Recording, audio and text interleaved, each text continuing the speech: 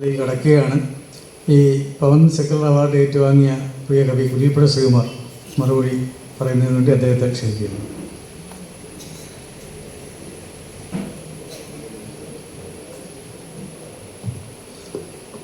എല്ലാവർക്കും എൻ്റെ ഏറ്റവും വിനീതമായ നമസ്കാരം. 1987 അന്നത്തെ ഏറ്റവും നല്ല യുവ കവിക്കുള്ള വൈലോപ്പിള്ളി പുരസ്കാരം ഞാൻ ഇതേ ഹാളിൽ വെച്ചാണ് ഏറ്റുവാങ്ങിയത്. അതിൻ്റെ ഡയസ് അവിടെയായിരുന്നു. അന്ന് ഈ ഓഡിയൻസിൻ്റെ കൂട്ടത്തിലുണ്ടായിരുന്ന ഒരാൾ ഇപ്പോഴും ഈ ഓഡിയൻസിൻ്റെ കൂട്ടത്തിലുണ്ട്. അതെനിക്ക് പ്രിയപ്പെട്ട മലയാളത്തിൻ്റെ പ്രിയപ്പെട്ട കവി രാവണ്യാണ്. രാവണ്ണി അടക്കമുള്ള ഈ സദസ്സിനോട് സംസാരിക്കുവാൻ ബഹുമാനായ ഈ വേദിയിലിരിക്കുന്ന അവരുടെ സാന്നിധ്യത്തിൽ സംസാരിക്കാൻ കഴിയുന്നുള്ള സന്തോഷം ഞാൻ രേഖപ്പെടുത്തുന്നു. എനിക്ക് എന്തെങ്കിലും പറയാനുള്ള വസ്തുതകൾ കുട്ടികളോടായിരുന്നു. അതായത് നിങ്ങളെയാണ് നമുക്ക് പ്രതീക്ഷ.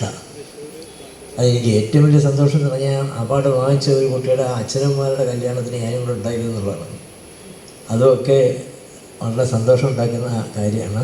അവരൊക്കെ അങ്ങനെ തന്നെ നമ്മൾ ഉദ്ദേശിക്കുന്ന രീതിയിൽ തന്നെ അവരുടെ കുഞ്ഞുങ്ങളെ വളർത്തിയെടുക്കാൻ അവർക്ക് സാധിച്ചല്ലോ എന്ന് ഓർക്കുമ്പോൾ അന്നത്തെ യാത്ര ഒരു വ്യർത്ഥമായ യാത്രയായില്ല എന്ന് എനിക്ക് തോന്നുന്നുണ്ട്. വലിയ അഭിമാനമാണ് ഈ കുഞ്ഞുങ്ങൾക്ക്. കൊല്ലത്തെ എഞ്ചിനീയറിംഗ് കോളേജിൽ പഠിച്ച ഒരു കുട്ടി ബിടെക്കിൻ്റെ അവസാന ദിവസം ഇറങ്ങാൻ നേരത്ത് അയാളുടെ സർട്ടിഫിക്കറ്റ് എടുത്ത് കാണിച്ചുകൊണ്ട് കൂട്ടുകാരോട് എല്ലാവരോടും ചോദിച്ചു, ക്ലാസ്സുകളിലെ എല്ലാവരോടുമായി ചോദിച്ചു, ഈ നിങ്ങളുടെ സർട്ടിഫിക്കറ്റുകളിലെല്ലാം ജാതിയുണ്ടോ? ജാതിയും മതവും ഇല്ലാത്ത സർട്ടിഫിക്കറ്റുകൾ ആരെങ്കിലും നിങ്ങളുടെ കൂട്ടത്തിലുണ്ടോ എന്ന് ചോദിച്ചു. ആരുമില്ലായിരുന്നു. അപ്പോൾ ഇയാൾ ഈ സർട്ടിഫിക്കറ്റ് എടുത്ത് കാണിച്ചിരുന്നത് എൻ്റെ സർട്ടിഫിക്കറ്റ് ബുക്കിൽ ജാതിയില്ല മതമില്ല. വലിയ അഭിമാനത്തോടുകൂടിയാണ് ആ കുട്ടി പറഞ്ഞത്. ഞങ്ങളുടെ വീട്ടിലെ കുട്ടിയാണ്. ആ കുട്ടിക്ക് പ്രത്യേകിച്ച് ഒരു ദോഷവും ഉണ്ടായില്ല. അത് അഡ്വക്കേറ്റായിട്ട് പ്രാക്ടീസ് ചെയ്യുന്നുണ്ട്. അപ്പോൾ ജാതിയും മതമൊന്നും ഇല്ലെന്ന് വിചാരിച്ചൊന്നും ഒരു പ്രശ്നവും ഉണ്ടാവില്ല. ഒരാൾ പോരാടി ജീവിക്കാൻ തീരുമാനിച്ചാൽ ഒരു വിഷയവും ഉണ്ടാവില്ല. അതുകൊണ്ട് കുട്ടികളിലാണ് നമുക്ക് പ്രതീക്ഷ. ജാതി മതമില്ലാത്ത സമൂഹത്തെ സ്വപ്നം കണ്ട ഒരു വലിയ മനുഷ്യനായിരുന്നു VK പവിത്രൻ. അദ്ദേഹത്തിൻ്റെ ജന്മശതാബ്ദി ആഘോഷിച്ച സമയത്ത് ഒരു കവിത ഞാനൊരു കവിത ചൊല്ലുകയുണ്ടായി. കേരള യുവജന സംഘത്തിൻ്റെ സംസ്ഥാന സമ്മേളനം കൊല്ലത്ത് നടന്നപ്പോഴും അതേ കവിത സസ്യനാഥസിൻ്റെ സാന്നിധ്യത്തിൽ ഒരു പാട്ടിൻ്റെ രീതിയിലുള്ള ഒരു കവിത ഞാൻ ചൊല്ലുകയുണ്ടായി. അതാണ് എനിക്ക് നിങ്ങളോട് ചൊല്ലാനുള്ളത്. മനുഷ്യപ്പാട്ട്.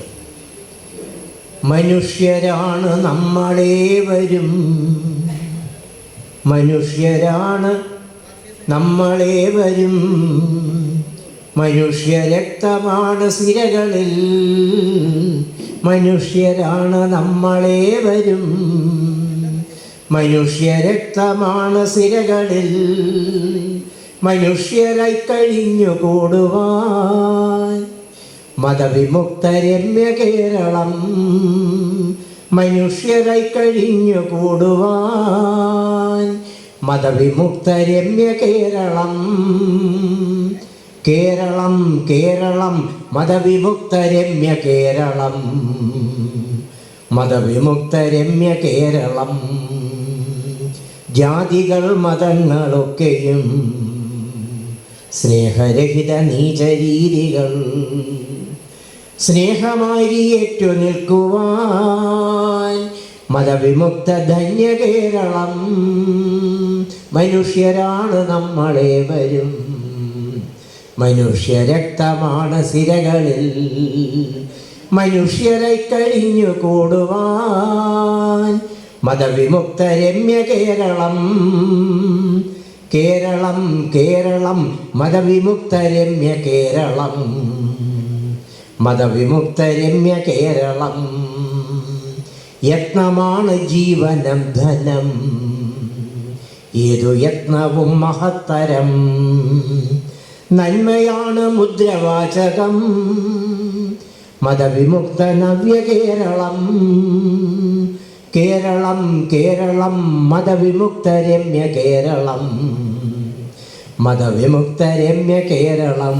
മനുഷ്യരാണ് നമ്മളേവരും, മനുഷ്യരക്തമാണ് സിരകളിൽ, മനുഷ്യരായി കഴിഞ്ഞു കൂടുവാൻ മതവിമുക്ത രമ്യ കേരളം. മനുഷ്യരായി കഴിഞ്ഞു കൂടുവാൻ മതവിമുക്ത രമ്യ കേരളം. വാസ്തവത്തിൽ ഈ കവിത എഴുതിയപ്പോൾ ഞാൻ ആലോചിച്ചു, എന്തുകൊണ്ടാണ് ഈ മതവിമുക്ത രമ്യ ഭാരതം എന്ന് പറയാൻ എനിക്ക് തോന്നാത്തത്? ഒരു പ്രത്യാശ എനിക്കില്ലാത്തതുകൊണ്ടാണ് കേട്ടോ. ഈ ഭാരതം എന്തെങ്കിലും ഒരു മതവിമുക്ത രാജ്യമാകുമെന്നുള്ളതിൽ യാതൊരു പ്രത്യാശ എന്നെ സ്വന്തമില്ല. കേരളത്തിൽ പിന്നെ ഒരു സാധ്യതയുണ്ട്. ഇപ്പോഴും അതിൻ്റെ ഒരു പ്രത്യാശയുടെ കിരണങ്ങൾ ഇതിൽ അവസാനിച്ചിട്ടില്ല. മതത്തിന് പ്രാധാന്യം ഇല്ലാത്തൊരു കേരളം തീർച്ചയായിട്ടും ഒരു പക്ഷേ ഉണ്ടായേക്കാൻ സാധ്യതയുണ്ട്. അങ്ങനെ തന്നെ കരുതുന്നുകൊണ്ടാണ്, ആ ധൈര്യമുള്ളതുകൊണ്ടാണ് മതവിമുക്തരമ്യ കേരളത്തിൽ മാത്രം ഞാൻ ഒതുക്കി എഴുതിയത്. പവൻ കേരളത്തിൻ്റെ ചാർവാകനാണ്. ചാർവാകൻ എങ്ങനെയാണോ ചോദ്യങ്ങൾ ഉന്നയിച്ചത്, രാജാക്കന്മാരോട് സമൂഹത്തോടുള്ള ചോദ്യങ്ങൾ ഉന്നയിച്ചത്, അതുപോലെയുള്ള ചോദ്യങ്ങൾ ഉന്നയിച്ച മഹാനായ ചാർവാകബോധം ഉൾക്കൊണ്ട വലിയ മനുഷ്യനായിരുന്നു പവനൻ. ഒരിക്കൽ പുരോഗമന കലാസാഹിത്യ സംഘത്തിൻ്റെ സംസ്ഥാന സമിതിയിലെ അംഗമായിരുന്ന ആ കവി നീലമ്പേരൂർ മധുസൂദനൻ നായരും ഞാനും കൂടി ഈ പാലക്കാട് ജില്ലയിലൂടെ ഒരു മീറ്റിങ്ങിന് പോയിട്ട് തിരിച്ച് റെയിൽവേ സ്റ്റേഷനിൽ വരുമ്പോൾ പവനൻ അവിടെ ഇരിപ്പുണ്ട്. പവനൻ പെട്ടെന്ന് എന്നെ അടുത്തേക്ക് വിളിച്ചിട്ട്, എന്നെ നീലമ്പേരൂരിനെ അടുത്തേക്ക് വിളിച്ചിട്ട് നീലമ്പേരൂരോട് പറഞ്ഞു, ഇത് ഞങ്ങളുടെ കവിയാണ് എന്ന് പറഞ്ഞു. അപ്പോൾ നീലമ്പേരൂർ പറഞ്ഞു, ഇത് ഞങ്ങളുടെയും കവിയാണ് എന്ന് പറഞ്ഞു. ആ രംഗം ഞാൻ ഓർമ്മിക്കുകയായിരുന്നു. പിന്നീട് അദ്ദേഹം ഇതിൻ്റെ അവസാന ദിവസങ്ങളിൽ അജയോത്ഭാവത്തിനോടൊപ്പം ഞാൻ അദ്ദേഹത്തിൻ്റെ വീട്ടിൽ പോയി അദ്ദേഹത്തെ കണ്ടതും ഓർമ്മിക്കുന്നു. അദ്ദേഹത്തിൻ്റെ ജ്വലിക്കുന്ന ഓർമ്മയ്ക്ക് മുന്നിൽ ഞാൻ എൻ്റെ ശിരസ് നമിക്കുന്നു.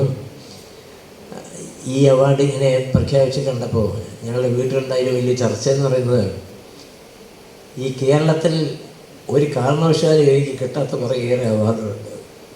എനിക്കാണെങ്കിൽ ഈ അവാർഡ് മോഹമുള്ള ഒരാളല്ല. എന്തുകൊണ്ട് കുട്ടിക്കാണെങ്കിൽ ബുദ്ധിസത്തോടൊക്കെ താല്പര്യം ഉണ്ടാകുന്നുണ്ടായിരിക്കും. വലിയ ആഗ്രഹങ്ങളൊന്നുമില്ല.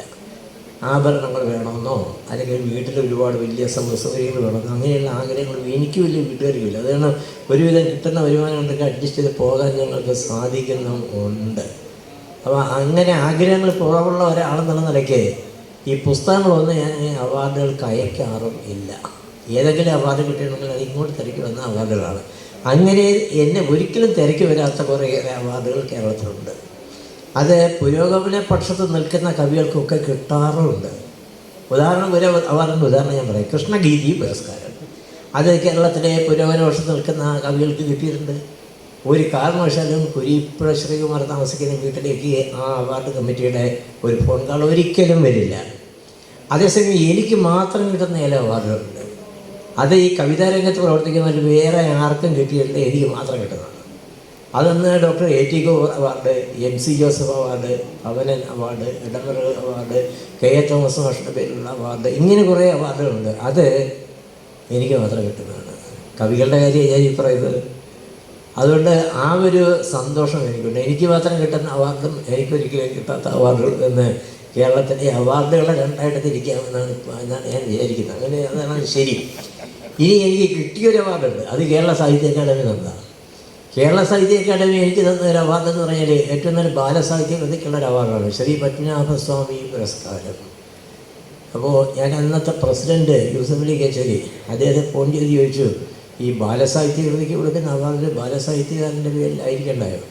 കുഞ്ഞൻ മാഷ്, നരേന്ദ്രനാഥ്, നന്ദനാർ, മാലി, ഇങ്ങനെയുള്ള ഒരുപാട് ബാലസാഹിത്യകാരന്മാരെ നമുക്കറിയാമല്ലോ. ഈ പത്മനാഭസ്വാമി എന്ന് പറയുന്നൊരു ബാലസാഹിത്യകാരനെ ഞാൻ കേട്ടിട്ടില്ല. അത് ആരാണ് മാഷെന്ന് ചോദിച്ചാൽ പുള്ളി പറഞ്ഞ് എനിക്കും അറിയത്തില്ല. ഞാൻ വിളിച്ച് കൃഷ്ണനാരാണ് സെക്രട്ടറി, അദ്ദേഹത്തെ വിളിച്ച് കഴിഞ്ഞിട്ട് പറയാമെന്ന് പറയാം. അദ്ദേഹത്തെ ചോദിച്ചിട്ട് അതിനോട് വിളിച്ചിട്ട് പറയും, ഇത് സാഹിത്യകാരനൊന്നുമല്ല, ഇത് തിരുവിതാംകൂർ മഹാരാജാവിൻ്റെ കുലദൈവമാണ്. അവർ അദ്ദേഹത്തിൻ്റെ സ്മരണയ്ക്ക് വേണ്ടിയിട്ടോ എന്ന് പറയാനൊന്നും എനിക്കറിയില്ല, സ്മരണയ്ക്ക് വേണ്ടി ഏർപ്പെടുത്തിയിട്ടുള്ള ഒരു അവാർഡാണ്, എൻഡോമെൻ്റ് അവാർഡാണ്. അതാണ് ശ്രീകുമാരൻ തരാൻ തീരുമാനിച്ചത്. അപ്പോൾ ഞാൻ പറഞ്ഞ അത് ഒരു വിഷമമുള്ളത്, എനിക്കത് വീട്ടിൽ കൊണ്ടു കയറാനൊക്കത്തില്ല. കാര്യം വീട്ടുകാർ ചോദിക്കില്ലേ, രാവിലെ തൊട്ട് വൈകുന്നേരം വരെ 24 മണിക്കൂർ യുക്തിവാദം പറഞ്ഞാൽ നടക്കുന്ന ഒരാൾ, ദൈവം ഇല്ലെന്ന് പറഞ്ഞാൽ നടക്കുന്ന ഒരാൾ എങ്ങനെയാണ് ഈ ദൈവത്തിൻ്റെ പേരിലുള്ള അവാർഡ് വാങ്ങിച്ചിട്ട് വരുന്നത് വീട്ടിലേക്ക്? അതുകൊണ്ട് എനിക്കത് വേണ്ട എന്ന് പറഞ്ഞു. ഭയങ്കര പ്രശ്നമല്ലേ? എന്നെ ഒരുപാട് ഉപദേശിച്ചു. ഇടതുപക്ഷത്ത് നിൽക്കുന്ന വളരെ പ്രസിദ്ധനായ വയലാർ അവാർഡ് ജേതാവ് ഒക്കെ ആയിട്ടുള്ളൊരു കവി എന്നോട് പറഞ്ഞു, ശ്രീകുമാറെ അങ്ങനെ ചെയ്യരുത്, കാര്യം ഇനി മേലാൽ ഒരു അവാർഡിനും കേരള സാഹിത്യ അക്കാദമി നിങ്ങളെ പരിഗണിക്കുകയില്ല എന്ന് പറഞ്ഞു. ഞാൻ പറഞ്ഞു, ഒരു അവാർഡിനും പരിഗണിച്ചില്ലെങ്കിലും വേണ്ടില്ല, ഈ അപമാനം എനിക്ക് സഹിക്കാൻ സാധിക്കില്ല, എനിക്കത് വേണ്ട എന്ന് പറഞ്ഞു. എന്നെ എതിർത്തവർ, എന്നെ അനുകൂലിച്ചൊരു DYFIക്കാരാണ് ആദ്യമായിട്ട് എന്നെ അനുകൂലിക്കുന്നത്. DYFIയുടെ ചിങ്ങവനത്തുള്ള അവരുടെ ലോക്കൽ കമ്മിറ്റി ഒരു പ്രത്യേക മീറ്റിംഗ് എന്നെ വിളിച്ചുകൊണ്ട് ഈ ബഷീറിൻ്റെ കുറേ പുസ്തകങ്ങൾ എനിക്ക് സമ്മാനിച്ചുകൊണ്ട് ആണ് എന്നെ ആദ്യമായിട്ട് ഇതിനെ അഭിനന്ദിക്കുന്നത്. അങ്ങനെ എന്നെ അഭിനന്ദിക്കുന്നവരുണ്ടായി, എന്നെ എതിർക്കുന്നവരുണ്ടായി. സാഹിത്യ അക്കാദമിയിൽ ഭയങ്കരമായ ചർച്ചയുണ്ടായി. ഈ അവാർഡ് എന്നേക്കോ നിർത്തലാക്കണമെന്നും ബാലസാഹിത്യത്തിന് പ്രധാന അവാർഡ് കൊടുക്കണമെന്നും പറഞ്ഞിട്ട് ഞാനൊരു നിവേദനം കൊടുക്കുകയും ആ നിവേദനം അക്സെപ്റ്റ് ചെയ്യുകയും അന്നത്തെ ഇടതുപക്ഷ ഗവൺമെൻറ്റിൻ്റെ നേതൃത്വത്തിലുള്ള നിയോഗിച്ച ഭരണസമിതി ഈ പരിണാമസ്വാമി പുരസ്കാരം വേണ്ടെന്ന് വയ്ക്കുകയും ചെയ്തു. കേരള സാഹിത്യ അക്കാദമിയിൽ നിന്നും പരിണാമസ്വാമി പുരസ്കാരം എന്ന മാലിന്യം പുറത്താക്കപ്പെട്ടത് ഞാൻ ആ അവാർഡ് നിരസിച്ചതോടു കൂടിയാണ്. പിന്നീട് വന്ന UDFൻ്റെ ഗവൺമെൻറ് ആരാണ്ട് പറഞ്ഞ് ഇങ്ങനെ പുനഃസ്ഥാപിക്കണം എന്ന് പറഞ്ഞാൽ അവരെപ്പോഴും പുനഃസ്ഥാപിച്ചു. പിന്നീട് വന്ന LDFൻ്റെ കഴിഞ്ഞ 10 വർഷമായിട്ടുള്ള ഗവൺമെൻറ് വന്നപ്പോൾ ഉണ്ടാക്കിയ ആദ്യത്തെ കമ്മിറ്റി ഒരു ഞാൻ മീറ്റിംഗ് വന്നപ്പോൾ ഡോക്ടർ കെ പി മോഹൻ എന്നോട് പറഞ്ഞു, ഞങ്ങൾ ആ അവാർഡ് വേണ്ടെന്ന് വെച്ചു, എന്ന് നിൽക്കുന്നത് വേണമെന്ന് വെച്ചു. ഞാൻ പറഞ്ഞു അതേയുള്ള ഞാൻ യുദ്ധത്തിൽ തോറ്റുപോയ ഒരു പോരാളി എന്ന് പറഞ്ഞ് വളരെ അഭിമാനത്തോടെ കണക്ക് നിങ്ങൾ എന്താണെന്ന് വെച്ചത് അത് ഒരു നല്ല കാര്യമല്ല, അതുകൊണ്ട് ഞങ്ങളത് വേണ്ടെന്ന് വെച്ചു എന്ന് പറഞ്ഞു. അങ്ങനെ ഏതൊരു 10-15 വർഷമായിട്ട് ഈ അവാർഡ് കൊടുക്കുന്നില്ല. അത് കേരള സാഹിത്യ അക്കാദമിയുടെ മുഖത്ത് പറ്റിയിരുന്ന ഏറ്റവും വലിയ മാലിന്യമാണ്. തീർച്ചയായിട്ടും അത് ഇല്ലാതാക്കുവാൻ എനിക്ക് സാധിച്ചത് യുക്തിബോധമാണ്. പവനടക്കമുള്ളവർ എനിക്ക് പകർന്നു തന്ന യുക്തിബോധമാണ്. യുക്തിവാദ സംഘത്തെ പോലെയുള്ള വലിയ സംഘടനകളുടെ പ്രവർത്തകരൊക്കെ എന്നോടൊപ്പം എപ്പോഴും ഉണ്ട് എന്നുള്ളൊരു ബോധവും തീർച്ചയായിട്ടും അതിനെ പ്രാപ്തനാക്കിയിട്ടുണ്ട് എന്ന് വളരെ സന്തോഷത്തോടു കൂടി പറയുന്നു. ഞാൻ ദീർഘിപ്പിക്കുന്നില്ല, എല്ലാവർക്കും വേണ്ടി ഇപ്പോൾ സമയം ഉണ്ടായിരുന്നു. ഒരു കവിത, അച്ചടിച്ചിട്ടില്ലാത്തൊരു കവിത, ഓർമ്മയുണ്ടോ, പോരളം എന്നാണ് ഈ കവിതയുടെ പേര്. ഓർമ്മയുണ്ടോ പണ്ട് ഭൂപടത്തിൽ കേരളം ഉണ്ടായിരുന്നു, വാമനത്വത്തെ മറികടന്ന മാനുഷരുണ്ടായിരുന്നു, ജാതിപ്പിശാചിനെ തീയിലിട്ട നായകരുണ്ടായിരുന്നു, ദേവകോപത്തെ ഭയപ്പെടാത്ത നേതാക്കളുണ്ടായിരുന്നു, കൂലിപ്പോലീസിനെ കൂസിടാത്ത ധീരകളുണ്ടായിരുന്നു. നമ്മൾ ഈ ഈശ്വര പ്രാർത്ഥന, ഈ മീറ്റിംഗ് നടക്കുന്ന ഈശ്വര പ്രാർത്ഥന വാച്ച് ചെയ്യണം, നല്ല രസമാണ്. അതായത് ദേവകോപത്തെ ഭയപ്പെടാത്ത നേതാക്കളുണ്ട് എന്നുള്ളത് എനിക്ക് അങ്ങനെ കിട്ടുന്നതാണ്. ദൈവവിശ്വാസം ഇല്ലാത്തവരും ദൈവവിശ്വാസം ഉള്ളവരും ഈശ്വര പ്രാർത്ഥന നയിക്കുമ്പോൾ എഴുന്നേൽക്കുകയാണ്. ഒരു അധ്യക്ഷൻ ഇങ്ങനെ നോട്ടീസ് ഇങ്ങനെ എടുത്തു നോക്കിയിട്ട് ആദ്യമായി ഈ എന്ന് പറയുമ്പോഴത്തേക്ക് ആളല്ലേ എഴുന്നേറ്റ് അവർ പറയും അടുത്ത സെൻറ്റൻസ് ഈ യോഗത്തിന് സ്വാഗതം രേഖപ്പെടുത്താനായിട്ട് ആളുകൾ വിളിക്കുന്നതാണ്. പക്ഷേ ഈ എന്ന് കേട്ടപ്പോഴേ ആളുകളല്ല എഴുന്നേറ്റ്. ഇനി അവിടെ നിൽക്കേണ്ടി വരുന്ന ദൈവവിശ്വാസികളല്ലാത്ത ആളുകൾ ചെയ്യുന്ന ശ്രദ്ധിച്ചാൽ ഭയങ്കര രസമാണ്. ഒരിക്കൽ ആദരണീയനായ VS-നോടൊപ്പം ഒരു മീറ്റിംഗ് ഇരുന്നപ്പോൾ ഈശ്വരൻ പഠനം ഞാൻ സാധാരണ എഴുതേക്കാറില്ല. ഞാൻ വിശ്വാസമില്ലാത്തത് ഞാൻ എഴുതേണ്ട കാര്യം എന്താണ്, ഞാൻ അവിടെ തന്നെ ഇരുന്നു. VS എഴുന്നേറ്റ് വന്നു. VS എഴുന്നേറ്റ് എന്നിട്ട് VS ചെയ്യുന്നതെന്ന് വെച്ചാൽ ഈ പ്രോഗ്രാം നോട്ടീസ് എടുത്ത് ഇങ്ങനെ വായിച്ചുകൊണ്ടിരിക്കുകയാണ്. പ്രാർത്ഥിക്കുകയല്ല, ഈശ്വരൻ എന്നും കൂടി വിചാരിക്കുന്നില്ല, പ്രോഗ്രാം നോട്ടീസ് എടുത്ത് ഇങ്ങനെ വായിച്ചുകൊണ്ടിരിക്കുകയാണ്. അപ്പോൾ ആളുകൾക്കെല്ലാം കാണുന്നവർക്കെല്ലാം അറിയാം VS പ്രാർത്ഥിക്കുന്നുമില്ല, എന്താണ് പ്രോഗ്രാം, ആരാണ് അധ്യക്ഷൻ, ആരാണ് ഇനി പ്രസംഗിക്കാനുള്ളതൊക്കെ നോക്കണം. ഞാനിത് കണ്ടുകൊണ്ടിരിക്കുകയാണ്. ഏറ്റവും വലിയ രസം ഇപ്പോഴത്തെ ഈ പ്രിയദർശിനി സ്ത്രീകൾക്ക് പിന്നെ സൗജന്യ ബസ് യാത്ര വെച്ച ചടങ്ങുകൾ TV കണ്ടു കാണും. അതിനകത്ത് ഒരാളൊഴിച്ച് എല്ലാവരും ദൈവവിശ്വാസികളാണ്. ആ ഒരാൾ ട്രാൻസ്പോർട്ട് വകുപ്പ് മന്ത്രി CP ജോണാണ്. പുള്ളി മാർക്സിയൻ ഫിലോസഫിയിൽ വിശ്വസിക്കുന്ന ആളായതുകൊണ്ട് അങ്ങനെ ഒരു പ്രവർത്തന ചരിത്രമുള്ള ആളായതുകൊണ്ട് പുള്ളി ദൈവവിശ്വാസിയില്ല. പുള്ളി എന്തായെന്ന് വെച്ചാൽ പുള്ളി കോൺഗ്രസ് ഇട്ട് കൊടുത്തൊരു ഷാളുണ്ട്. ആ ഷാളെടുത്ത് 4 ആയിട്ട് മടക്കി മുഖമെല്ലാം തുടച്ച് കൈയെല്ലാം തുടച്ച് ദേഹമെല്ലാം തുടച്ച് ആ ഷാൾ അവിടെ വെച്ച് ഈശ്വരപ്പെടുന്ന സ്ഥലത്ത് നടന്നുകൊണ്ടിരിക്കുകയാണ്. വായിക്കുന്ന മുഖ്യമന്ത്രി അടക്കം എല്ലാവരും MLA ആയിരുന്ന സമയത്ത് ഒരിക്കൽ പോലും പിതാവിനെ ഓർമ്മിക്കാതിരിക്കുകയും മുഖ്യമന്ത്രി ആയപ്പോൾ കൃത്യമായിട്ട് അച്ഛൻ്റെ ജാതിസഹിതം ഓർമ്മിക്കുകയും ചെയ്ത നമ്മുടെ ആദരണീയനായ മുഖ്യമന്ത്രി അടക്കം എല്ലാവരും എഴുന്നേറ്റ് നിൽക്കുകയാണ്, പ്രാർത്ഥിച്ചുകൊണ്ട് നിൽക്കുകയാണ്. ഈ CP ജോണിൻ്റെ പ്രാർത്ഥിക്കാൻ അദ്ദേഹത്തിൻ്റെ പ്രത്യക്ഷാസം തടസ്സമാണ്. അതുകൊണ്ട് പുള്ളി ഷാളൊക്കെ എടുത്ത് മുഖമെല്ലാം തുടച്ച് അവിടെ ഇരിക്കുന്ന ആളുടെ വരാനൊക്കെ പറഞ്ഞ് ഇങ്ങനെ ഈശ്വരനെ പ്രാർത്ഥിക്കുന്നില്ല എന്ന് കണ്ടുകൊണ്ടിരിക്കുന്ന എല്ലാവർക്കും ബോധ്യപ്പെടുന്ന രീതിയിലാണ് അദ്ദേഹത്തിൻ്റെ പെരുമാറ്റം ഉണ്ടായത്. അത് കൗതുകകരമായൊരു കാഴ്ചയാണ് എന്നാണ് എനിക്ക് തോന്നിയത്. ഈശ്വര പ്രാർത്ഥനയിൽ നിങ്ങൾക്ക് വിശ്വാസം അല്ലെങ്കിൽ ഈശ്വര പ്രാർത്ഥനയ്ക്ക് എഴുതേക്കാതിരിക്കുക. ഇപ്പോൾ വന്ദേമാതരം പാടിയപ്പോൾ ആദ്യത്തെ 2 സ്റ്റാൻസ പ്രശ്നമൊന്നും ഇല്ലല്ലോ, പ്രകൃതിയെ വർണ്ണിക്കുന്നതാണല്ലോ, എഴുന്നേറ്റ് നിൽക്കാമല്ലോ. ഇനി ആദ്യത്തെ 2 സ്റ്റാൻസ കഴിഞ്ഞുള്ള സ്റ്റാൻസ എല്ലാവർക്കും ചൊല്ലാൻ പാടില്ലാത്ത, വിശ്വാസമില്ലാത്ത കാര്യമാണ് അതിൽ പറയുന്നതെന്ന് എല്ലാവർക്കും അറിയാമല്ലോ. ഈ 2 സ്റ്റാൻസ കഴിഞ്ഞപ്പോൾ എല്ലാവരും ഇരിക്കാൻ എന്താ വിശ്വാസമില്ലാത്തതല്ല. BJPയുടെ 3 പ്രതിനിധികൾ ഒഴിച്ച് വേറെ എല്ലാവരും ഇരിക്കേണ്ടതല്ല. എന്താ ഇരിക്കാതിരുന്നത്? എന്താ ഒക്കെ ഒരു അഡ്ജസ്റ്റ്മെൻ്റാണ്. അതുകൊണ്ടൊന്നും ആർക്കും ഒരു വോട്ടും കിട്ടാൻ പോകില്ല. അതുകൊണ്ട് ജനങ്ങൾ മനസ്സിലാക്കുന്നത് എന്താ അറിയാം, ഇവർ ഈശ്വര വിശ്വാസമൊന്നും ഇല്ലാത്തവരാണെങ്കിലും അഭിനയിക്കുന്നവരാണല്ലോ എന്ന് ഓർത്തിട്ട് അവരുടെ അഭിനയ മികവിനെ വാഴ്ത്തുമെന്നുള്ളതല്ലാതെ വോട്ടൊന്നും ചെയ്യുന്നവരും പ്രതീക്ഷിക്കുകയേ വേണ്ട. സെക്കുലറിസം പ്രധാനപ്പെട്ട ഒരു ആയുധമാണ് വോട്ട്. അതിൻ്റെ നല്ല ഉദാഹരണം 57 വേറൊരു മന്ത്രിസഭ, ഇക്കനാട് മന്ത്രിസഭ ഉണ്ടായത് എല്ലാ വർഗീയ പാർട്ടികളെയും മാറ്റി നിർത്തിക്കൊണ്ടാണ്. അങ്ങനെയും കേരളത്തിൽ അധികാരത്തിൽ വരാൻ സാധിക്കുമെന്നുള്ളതിന് ചരിത്രം തെളിവാണ്. വാമനത്വത്തെ മറികടന്ന മാനുഷരുണ്ടായിരുന്നു, ജാതിപ്പിശാചിനെ തീയിലിട്ട നായകരുണ്ടായിരുന്നു, ദേവകോപത്തെ ഭയപ്പെടാത്ത നേതാക്കളുണ്ടായിരുന്നു, കൂലി പോലീസിനെ കൂസിടാത്ത ധീരകൾ ഉണ്ടായിരുന്നു. ഓർമ്മയുണ്ടോ പണ്ടു ഭൂപടത്തിൽ ജീവിതം ഉണ്ടായിരുന്നു, നീചർക്കു നേരെ ഉറുമി വീശി പോരാടി നിന്നു യുവത്വം, പ്രേമപ്പുഴകൾക്കു കാവൽ നിൽക്കും കാമികൾക്കെന്നും പൊരുത്തം, ഓരോ തെരുവിലും പ്രത്യാശകൾ, ചൊൽക്കാഴ്ച പെയ്ത സായാഹ്നം, സൂര്യനോടൊപ്പം കൊടും കവിത, കാടു പൊതിഞ്ഞ പ്രഭാതം. ഓർമ്മയുണ്ടോ പണ്ട് ഭൂപടത്തിൽ പോരളം ഉണ്ടായിരുന്നു, ഒറ്റയാൾ പ്ലക്കാർഡ് വേണ്ടി നിൽക്കും പ്രക്ഷോഭമുണ്ടായിരുന്നു, 3 പേർ രോഷം മുഴക്കി പോകും ജ്വാലകളുണ്ടായിരുന്നു, പോസ്റ്റർ പതിച്ച ജയിൽ ചുമരിൻ വീഴ്ചയുമുണ്ടായിരുന്നു, മുക്കിലുയർന്ന കൊടിമരത്തിൽ സ്വപ്നങ്ങളുണ്ടായിരുന്നു.